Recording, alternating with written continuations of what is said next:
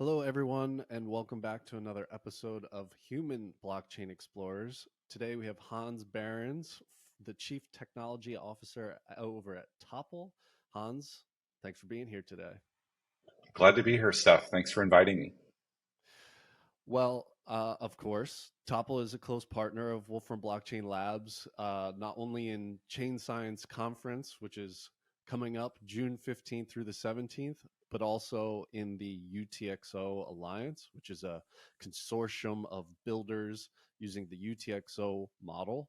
And we have a lot to talk about. And I figured for those in my audience, we've heard from several builders from the Topl ecosystem before, but we've not heard from you. So I wanted to start with your background and just kind of how you got to Topl and what was that path. And feel free to go as far back as maybe what led you to do computer science, or what led you to pay attention to.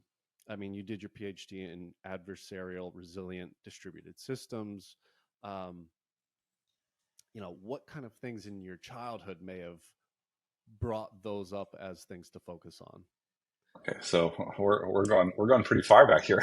All right. As far back Um, as is necessary. We don't need to know as far as back that makes sense to you. okay. Yeah. So I've been working in computer science for a while now. It's sort of I followed a kind of traditional academic path, at least, in the sense that like I did my undergrad in computer science. Um, and continued that in grad school. But there was a lot of stuff that happened along the way. But to understand why I did computer science in undergrad, we have to go back a little bit further. So my parents are both in education, and so one summer my dad had a computer from his school that he brought home. He said, the school didn't want to leave it in the classrooms over the summer, so they asked all the teachers to take one home. I don't know anything about it. Like, here you go, play with it and figure it out.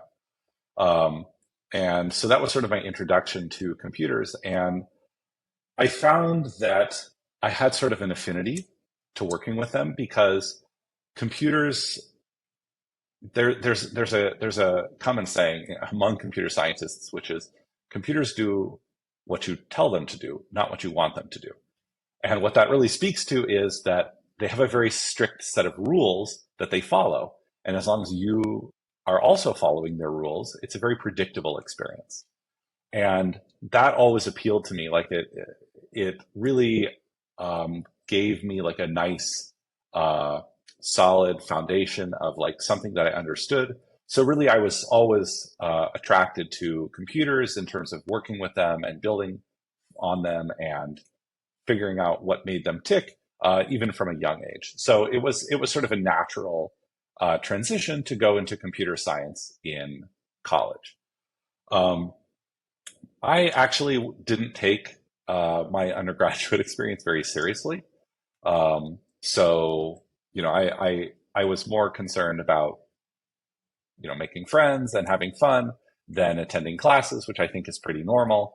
Uh, but I finished, and I finished on time. I finished all my classes. I went through the honors program at UC Irvine, which was like a really great program. I think they started everyone out learning Lisp as their first programming language, which is sort of a very sink or swim choice. I think like either you're going to understand recursion right away or you're out. Um, but I had a good experience there. And after I was finished, I actually didn't go directly into grad school because at the time I was not super enthusiastic about academia in general, and I just thought, you know what, I just want to try working for a while. So I was working I started a job as a junior engineer for a startup that was making medical diagnostic software. Okay. It was a bootstrapped startup, so just a few engineers trying to solve this problem that had previously been done manually. completely manually using, like physical equipment. Um, and I did that for a few years, and I learned a lot. I slowly moved up, and I developed not only my technical abilities but also my leadership and managerial capabilities. Because in a startup, you end up having to wear a lot of hats, whether you want to or not. Um, you know, it's just the reality of Yeah. day to day interaction. And so by the time that I had been there for 7 or 8 years, I had actually worked my way up, like all the way up the stack until I was the CTO, which was quite a journey. But by the time I was there, I had a full understanding of the entire technical stack of the company from the top to the bottom. Um, but while the business was successful in the sense that it was profitable, it made money, the customers were very happy, and we were solving a need for them. It was not very. Somehow I didn't feel creatively stimulated. Mm. The problem solving was not there because we had sort of solved the problems for the customers, and so we were just turning the crank uh, to to make that happen. And that was somehow I didn't feel really fulfilled. And so around that time, that was also when I had my first child. And so I was sort of reevaluating my life. Like, am I on the right path? Am I doing what I want to be doing? And so at that time I thought, you know what, I actually would like to go back to grad school and maybe get my PhD. I knew sort of what to expect. My wife had done her PhD before, in a totally different field. Her background is in like biomedicine, bioengineering kind of stuff. But I knew what to expect, and I knew that it was going to be sort of very intellectually stimulating.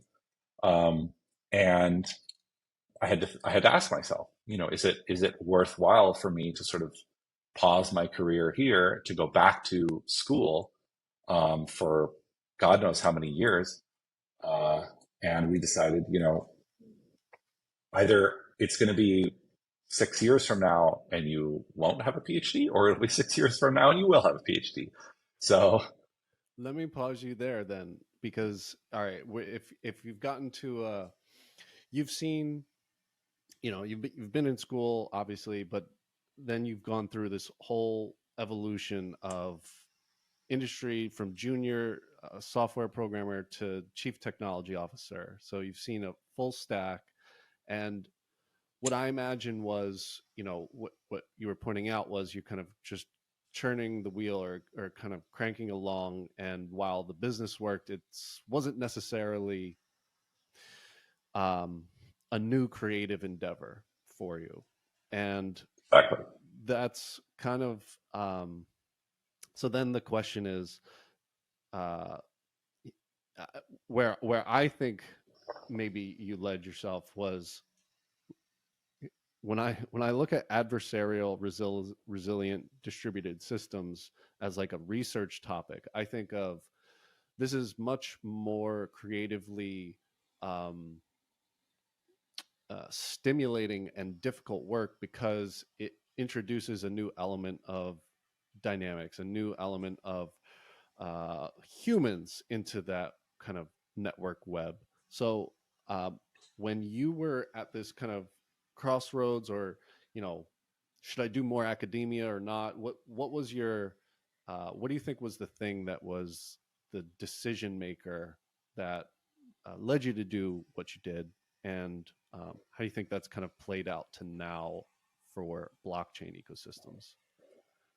I think that there's sort of the philosophical answer, and then there's the pragmatic answer. So the philosophical answer is that this is an area that I was very interested in. So I had been interested in blockchain since Bitcoin was first released. Um, Why? I was because to me it was so.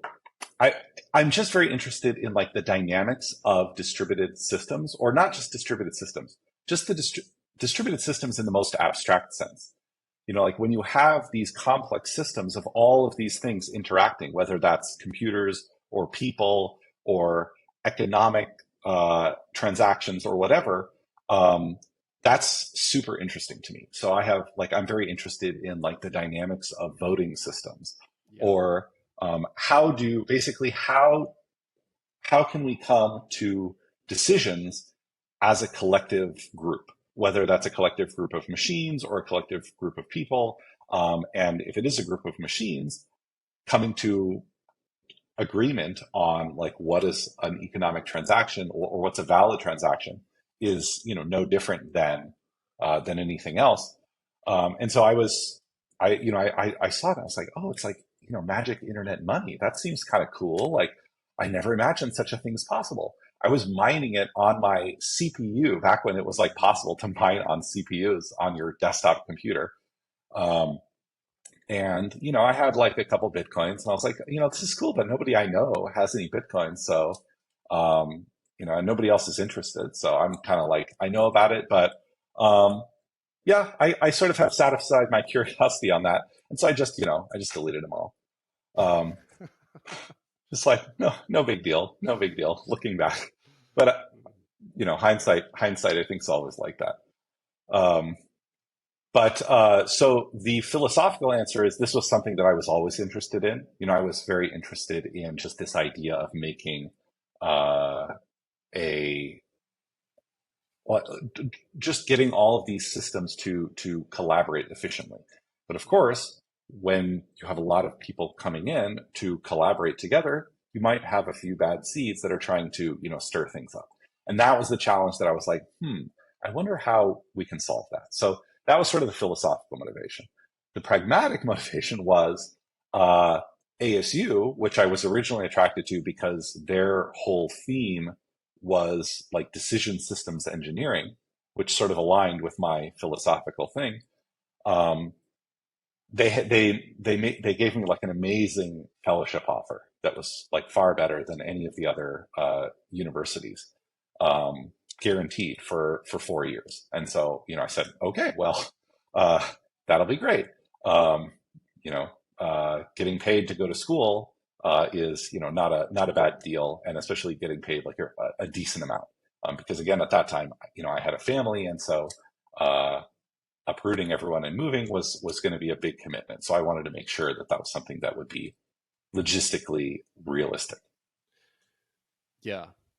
So so what was your PhD in? I know that that was kind of your research direction, but can we just like uncover that a little bit more, and what is an adversary, or and what makes a distributed network resilient? Because That's because that's a I great think question. It's like yeah, yeah, the let's go there a core little bit. the core of the idea. Okay, so in a distributed system, that just means that you have different participants that are talking to each other, right? Uh, Mostly we use that in distributed systems to refer to computers that are talking to each other over a network. Um, and an adversary is someone who wants to do something bad to the network. So that it might be, depending on what the network is trying to do, that might be they might try to eavesdrop on your communication. They might try to block or censor your communication. They might try to destroy other nodes in the network. They might try to waste the network's resources, sort of slow everything down so that the messages don't get delivered. It kind of depends. So whenever you're doing research that involves an adversary, one of the things that you need to do is you need to define that. So that's your attack model. So defining an attack model sort of sets the boundaries for what the attacker can do and how much power they have. Um, and in my early research, as part of my PhD, I was really focused on what are called ad hoc network systems. So what that means is systems that are sort of physically or geographically distributed over a broad area that are then just communicating to the nearest thing to them. Basically, any device that can hear them, they can talk to, but anything that's further away, they can't directly talk to. And if they want to talk to that node, they have to send messages, from device to device until it arrives at that final location.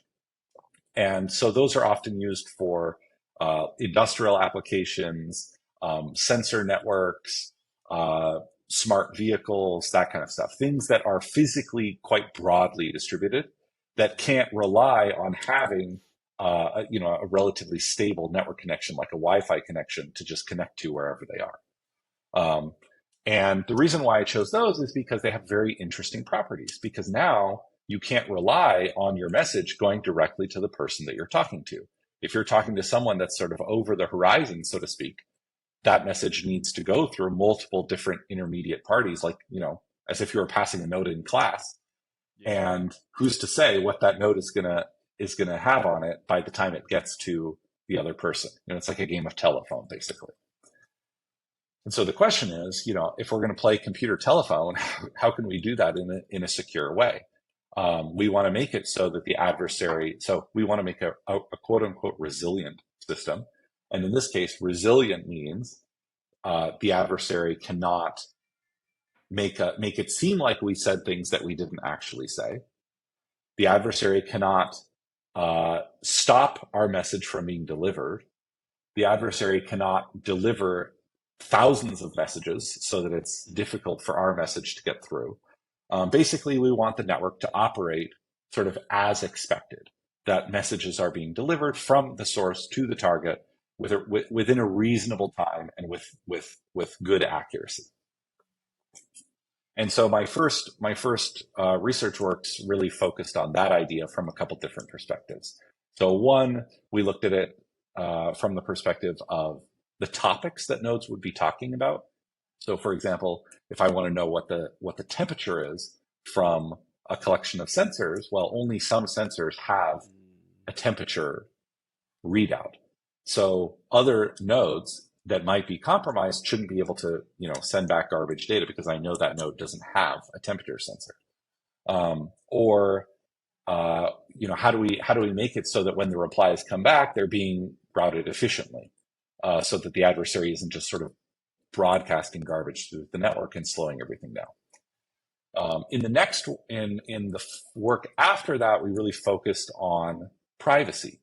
So if I want to send a message to, let's say we have a group of protesters, right? And I know that the protesters are in, some central square. I want to send a message to those protesters saying like, hey, the riot police are on the way, or exactly. But I don't want that message to be intercepted before it arrives to the recipients. And I don't want to specifically reveal who the recipients are before it arrives. So we try to protect, so we sort of wrap the message in such a way that we have enough information to efficiently route it where it needs to go, but it can only be read by recipients who are actually physically in that location, which is, an interesting property in the sense that allows us to send messages to people who are in the square, to get out of there without having to reveal any information, since the cell networks in, very in regimes where they care about that kind of stuff, are going to be sniffing all of these messages. So that if you just send them a text message, they're going to know immediately like where it came from, where it's going, and what the content of the message was. So we were able to solve that problem.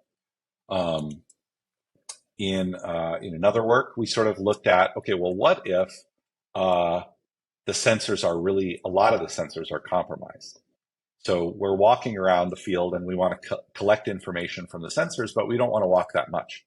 How can we pool all the data from the network in an efficient way, in a fast way, without degrading the network at just a few points? So we collect data from, let's say, 2 or 3 points in the network. And then by doing some machine learning on the results, we can actually look at patterns of adversarial behavior, in this case, censorship or falsified messages, by looking at who said what based on the different views of the network that we have. And we can actually identify which nodes are behaving adversarially and ignore those, which allows us to get the correct information out of the network, even when the adversary controls like almost 50% of the network. So that's also pretty cool. So those works sort of focused on this ad hoc idea, Yeah. but it's a very like narrow focus, right?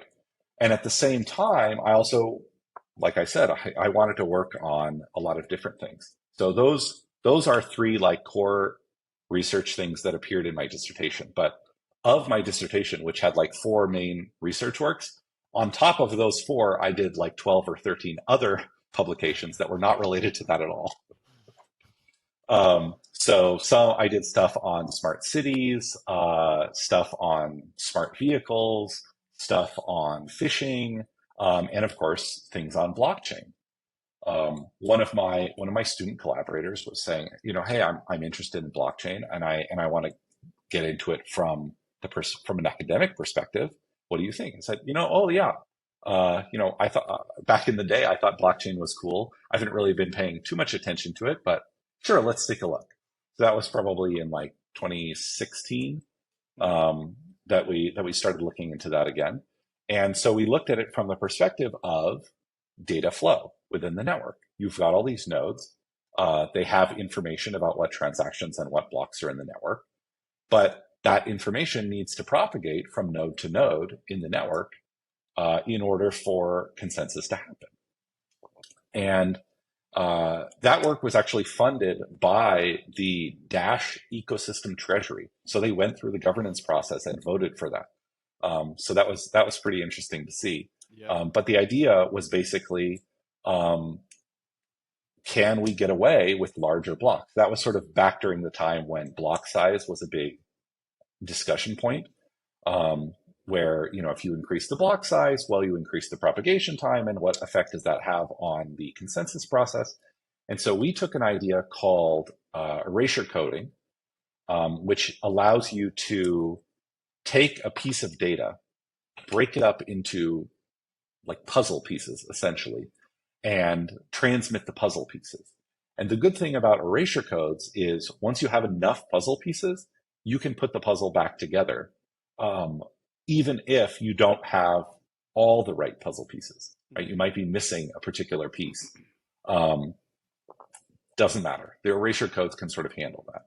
And so what that allowed us to show was that if you can actually get away with block sizes of up to like 1 gigabyte of transactions, if you wanted to do that, if your network was had reasonable transfer speeds and things like that, you could get away with that. Um, so that was interesting, but it ended up not being hugely impactful just because block size, I think, fell out of favor as a way of scaling transaction throughput. But that was sort of my entree back into the blockchain world. Great. I figured, I'm doing data science stuff, network stuff, blockchain stuff. I'm covering all my bases in terms of things that are interesting. 100%. It seems like maybe if that uh, the lack of priority existed in undergrad was not you found the importance of what you wanted to research and move forward with. So your eventual research was robust. It covered many different aspects. And when you were talking about those ad hoc systems, yeah, you led right into it. Was I was wondering, for those who won't be doing a PhD in distributed systems or something similar to what you were doing, um, how do they make sense of that with regards to blockchain and past blockchain? How does that even matter to like my daily life?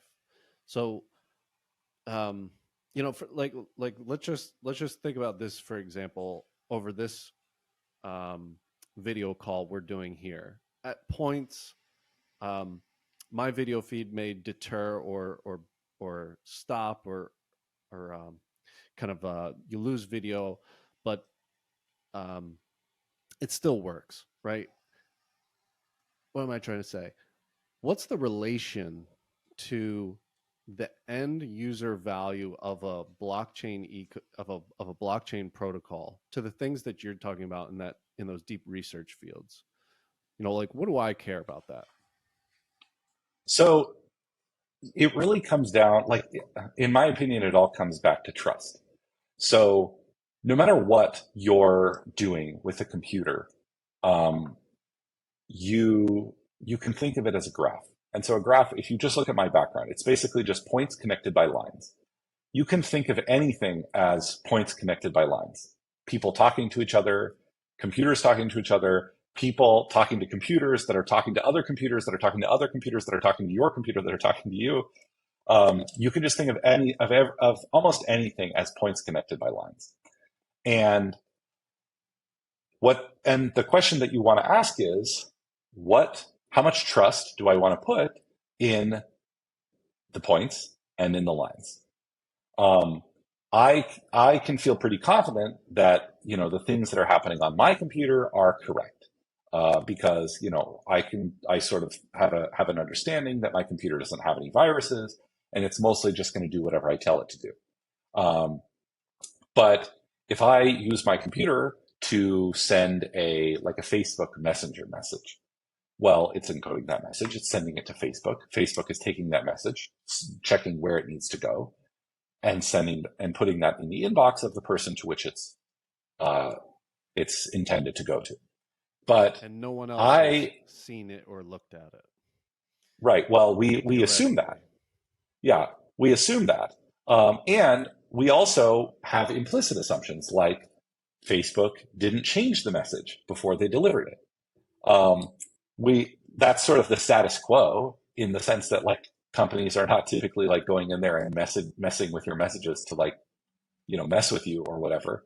But there's no guarantee that will continue, and you have to sort of just trust that Facebook won't do that because they haven't done that in the past. For me personally, I err a little bit more on the side of the paranoid spectrum, I guess.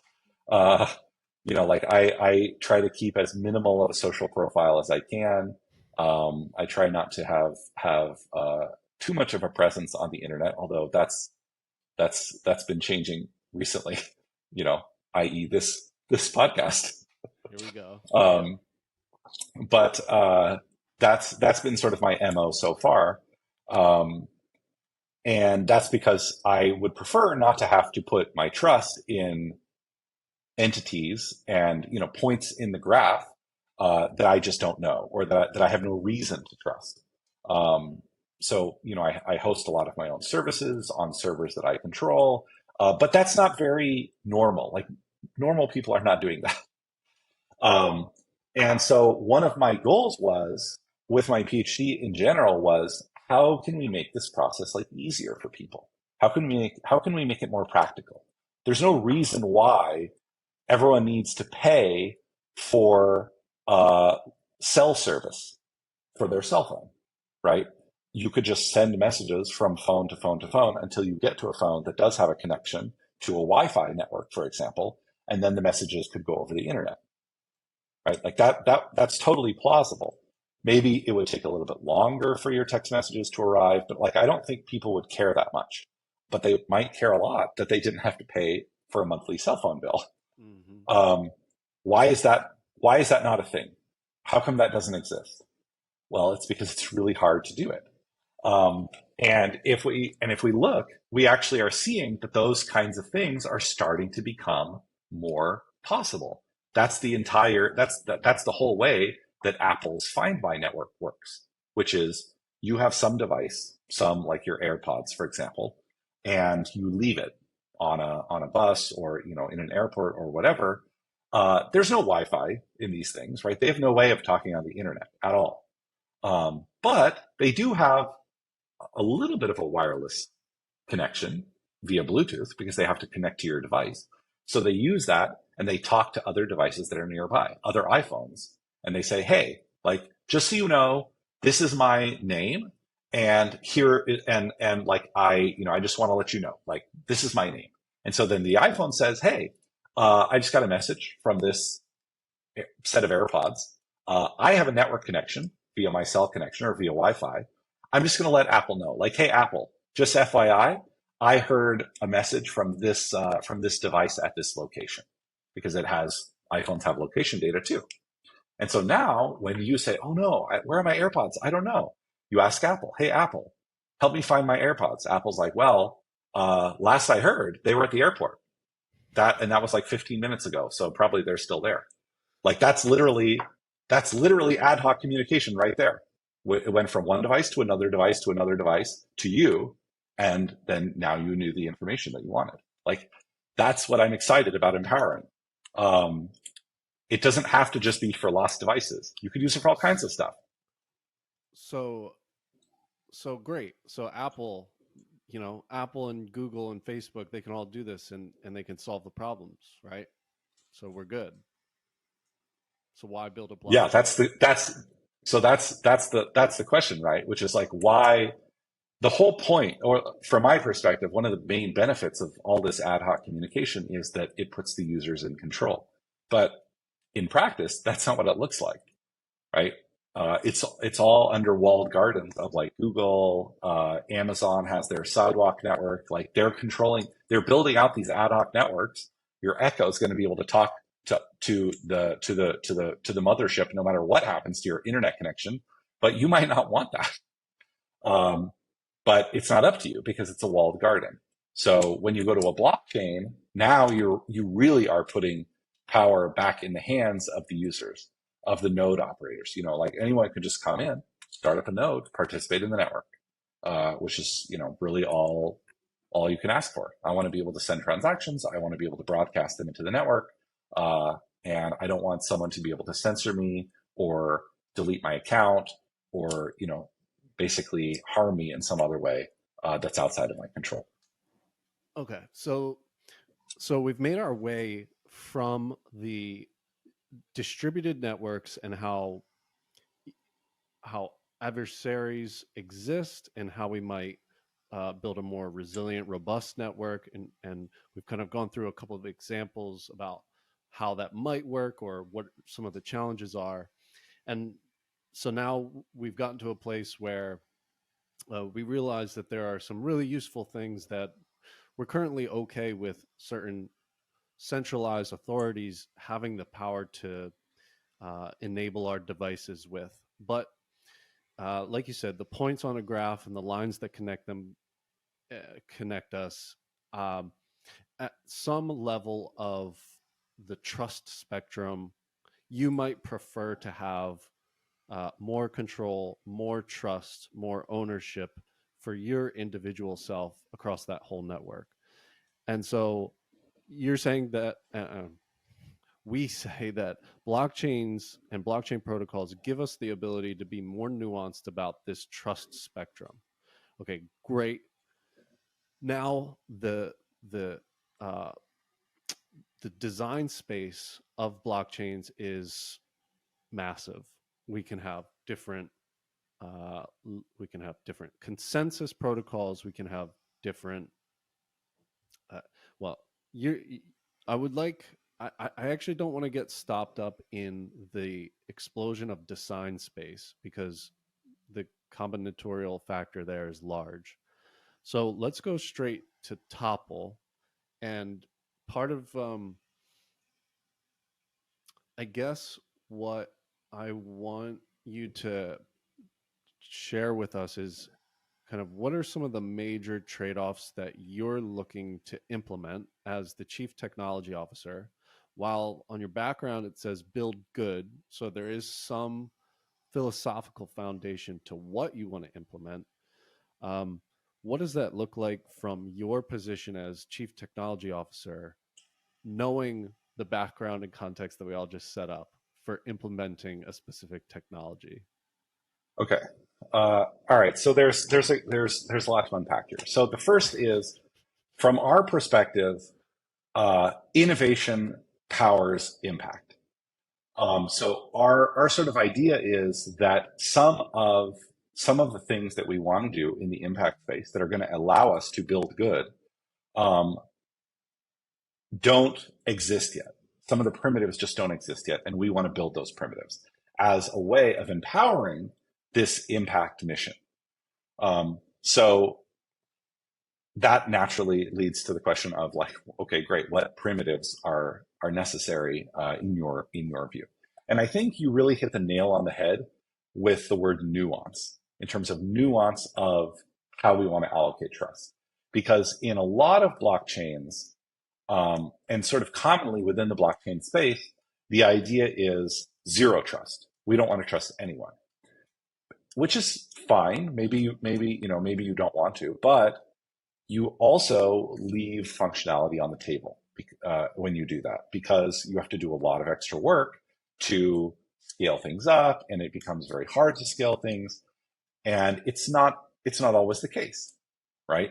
If I want to, if I'm hosting my own photo library service on some servers, well, okay, that's because I don't trust, Google Photos or whatever.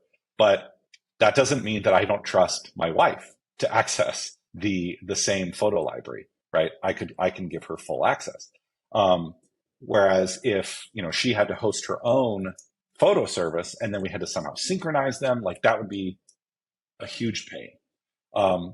And we sort of think that that's going to be the case for blockchains as well, where sometimes you may not have trust, right? Where you're like going to another to an organization you don't know well, or some stranger that you're sending a payment to because you sold something to them on Craigslist or whatever. But a lot of the time, it's going to be people you do trust. Like, I'm trying to split this bill with my friends, or we're trying to settle our rent payment, or I have a long-standing relationship with my supplier, and so I am just going to settle with them without having to go through this whole zero trust thing. And so that's why we've created this concept of like payment channels. It's somewhat similar to in philosophy to what IOHK has been doing with their Hydra protocol to set up these state channels between participants. But it's a little bit different in the sense that we envision it more as sets of participants. So you have a set of participants, maybe it's like you and your roommates, and you have a set of participants, it's you and your friends. And so you can start intersecting these sets to create, circles of people that you trust to allow rapid transfer without having to go through the whole zero trust consensus process across the people that are sort of within your, within a reasonable number of degrees of separation from you. And that's where this idea of trust nuance comes in. You were saying ad hoc, though you're describing those ad hoc systems, and I see that there is where you're, yeah, sorry, go ahead. Keep going. Yeah, it all circles back around. Like, I was not kidding when I said that, everything can just be boiled down to, points and lines. It's like you can represent a lot of stuff that way. And it all boils down to the same thing. Okay, so don't let me cut you off, but finish your thought there. Please do cut me off. Otherwise, I'll just keep talking. Okay, well, I guess yeah, there's a lot of questions that I want to know about, but what's the most useful thing to chat about here? Is there like a foundational? Is it the state channel, or is there some foundational thing that really allows you to implement the impact, or the kind of like the thing that you're willing to trade off in order to get that positive impact? Could you put your finger on that? Sure. I think different components are going to be contributing different things, but from my perspective, one of the innovations that's going to make the biggest difference specifically for impact is what we're calling our asset model, our Tetra asset model. And the Tetra asset model takes this idea of fungibility and non-fungibility and really like ramps it up to 11 or 12. So instead of thinking of something as either fungible or non-fungible or semi-fungible, you actually have this idea of composable fungibility, which gives you a whole gradient of different fungibility types. So what that allows you to do is represent different assets that are fungible with each other. So for example, you might have a higher level of some kind of impact asset, and you might say, impact assets are fungible with each other. But among impact assets, we have sub assets that are like community education, or environmental cleanup, or supporting water access.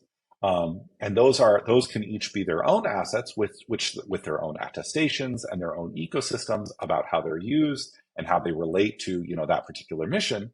But you might say like, hey, I'm just trying to do good in the world, and I don't necessarily care whether that's showing up as water or education. So I'm just going to let them be fungible between each other and just transact in impact tokens, for example. That is one possible representation. But depending on how you compose those things, like you can really represent a lot of different application points. And I think that that's really going to empower what we're calling our impact token pilot, which is a pilot program where different partners who are building on Topl are trying to represent, their aspect of impact of making the world a better place using Topl's asset model. And like the example I gave, sometimes those different like niches are very different from each other, but there are relationships potentially between them that we'd like to be able to empower. And I think that that's going to be a major benefit to actually making that impact happen. Is this something that's being detailed in, and is there a new white paper that is being written on that includes this, or could you say something about the Topl white paper that where more information could be learned about the Tetra asset model? Sure. So our white paper is just about to go live. I believe we're going to be launching it relatively soon. It may even be out by the time that this video is released. So I invite the audience to go take a look and read more about it. And it covers a lot of different aspects of our ecosystem, from our consensus mechanism to our tokenomics to the asset model. But it's also a living document. So we have extensive internal documentation of the design that we want to realize for what this asset model should look like. But we might find, as we're building it and as we're working with our partners, that they need a feature that we haven't thought of, or they want additional composability that we thought would not be necessary. And so we haven't detailed all of the specifics of what the asset model will look like in the white paper version at launch. But over time, since it's a living document, we'll sort of update that with additional information as we get closer to maturity with that particular feature, which we do intend to launch with for our decentralization in November of 2023. So would you say that Topl has a opinion about how and what things should be built on a blockchain? How and what? So I would certainly not say that we would discourage anyone from building, whatever they like on our chain. Of course, that would be very exclusionary and just counterproductive. But we do have a lot of partners within the impact space that we want to support, and a lot of our employees are very passionate about making the world a better place, which is not always the case for a lot of blockchains. There are a lot of blockchain projects out there that are that are perhaps more focused on the technical aspects, or especially the money making aspects. Not that we're a business; we still need to make money, but ultimately, we want to uh, we'd like to make the world, better if we can at the same time. So basically, can we use our chain to incentivize positive behaviors? If we can, then great. Like the world's getting better, but in a way that doesn't rely on philanthropy, right? We'd like to sort of disrupt the economic model that allows businesses, for example, to uh, pollute the environment, where that's sort of an external cost that doesn't get measured, that doesn't get captured, and so they can push off that cost to the rest of the public. If we were able to capture that and we're able to say, hey, like, fine, but there's going to be a cost associated with you polluting. Well, now all of a sudden, now it doesn't become an externality. Now it can be priced into the system. And so if we can make the world a better place by creating a more robust representational system for that, that would be great. Um, and there are a lot of passionate developers out there who feel the same way, who want to make the world a better place by working on carbon credits or by like looking at like um, seed stock or tracking like water levels in sub-Saharan villages where they need access to a platform to store their data. It needs to be robust and work well on low-powered devices with relatively slow internet connections. Um, how can we make a system that works for them? We can't have nodes that require you to like spin up an AWS server. Like that's not egalitarian. It sort of goes against the mission. Um, we want something that's going to run on a Raspberry Pi, something that's Mm-hmm. gonna work on a cell connection.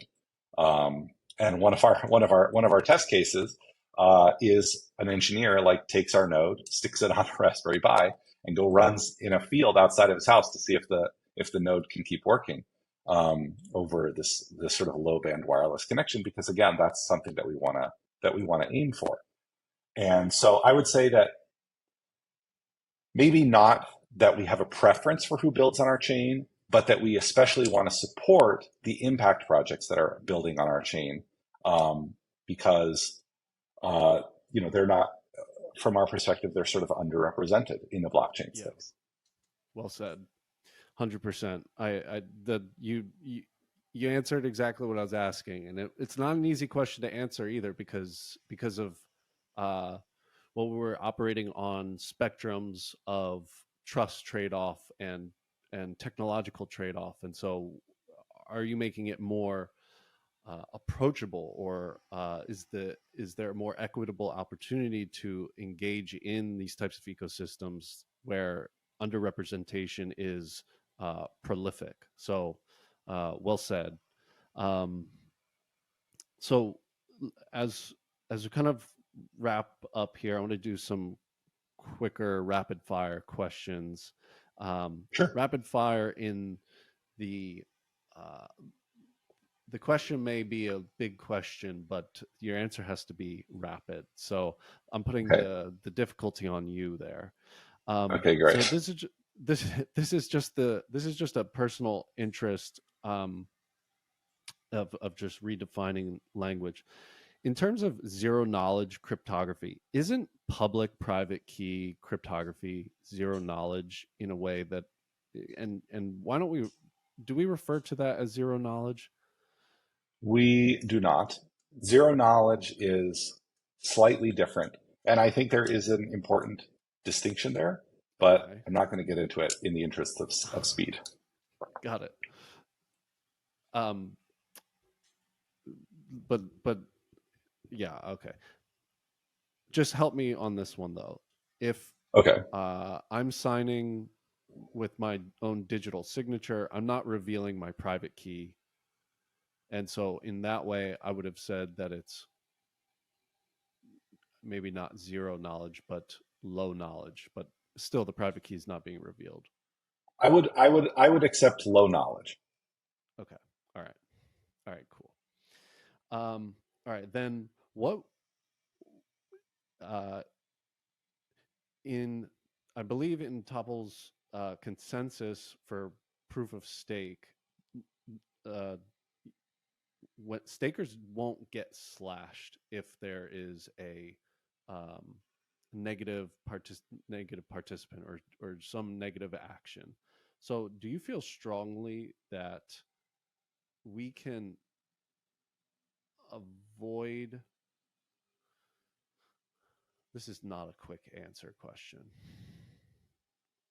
I've wanted to know if proof of stake ecosystems, if there's already kind of like not a tie to computational energy or work in terms of like the grounding layer, but um, for a proof of stake system that's not going to punish or slash, how do you kind of contain to make sure that there's still a tie to a grounding mechanism? So that's an important conversation to have, and that is really it boils down to what is sometimes called optimistic or pessimistic consensus. Um, because in practice, we don't see a lot of people trying to break consensus mechanisms. Um, so if you don't have to go through all of the work to, mitigate those attacks, then you can your chain can do better in terms of throughput, in terms of scalability. But then you need to answer the question. You need to be able to answer the question of what do you do if that happens. Hmm. Um, and that's a question that we're still hashing out. We're making some changes to our staking rewards to make sure that it's sort of equitable and fair for all of our participants. And as part of that process, there might be a slashing or changes to how we do slashing or burning. But I don't have any details to share about that just yet. Cool. I appreciate that. Um, okay, what's on a day-to-day basis, what's something that you enjoy the most in terms of working in this ecosystem, and what's something that you could do without in this ecosystem? And we'll kind of wrap up there. My favorite thing to do is to build, to actually like get down and dirty and like code things. That's what I prefer to do. Um, I don't often get to do that these days. So that's a little sad, but that's really my preferred activity. In terms of things that I could do without within the ecosystem as a whole, um, I think that there's a tendency towards sort of performative and like signaling about your chain, like we're the best, blah blah blah. But at least coming from an academic background, I don't see that. I don't see the rigor there to actually prove those statements. Um, maybe I'm just naive, but I want to be able to, point at the research and say, hey, like this is a peer-reviewed paper. It shows that not only did we do, that this is novel, and it's valid, like it's been checked by other scientists and they approved it. So I don't know. That's something I could probably do without. Yeah. Well, you're a brilliant guy, and unfortunately, people in this ecosystem require and ask for more of your time to be spent speaking on podcasts and attending meetings, because we need to learn with this whole space needs a lot still has a lot to learn, because the topics are difficult, and distributed systems are really nuanced. And so as we build up this whole space, which arguably, it could use another decade of polishing, um, we're glad that you decide to spend at least some time with us here, and we'll let you get back to some of the things that really fire you up. But Hans, I appreciate you coming on our podcast. We're going to have to do more of these, because I definitely didn't give you enough time to elaborate on some of the more interesting parts of Topl. But I do that so I can bring you back around every once in a while. Yeah, I think that would be great. I've really appreciated being here. So thank you so much for the invitation, Steph. I'd be happy to do this again sometime. Very much appreciated. Thanks, Hans. We'll talk to you soon, and we'll link to the white paper when this podcast airs. So thanks again for your time, and thanks everyone for tuning in. Thanks, everyone.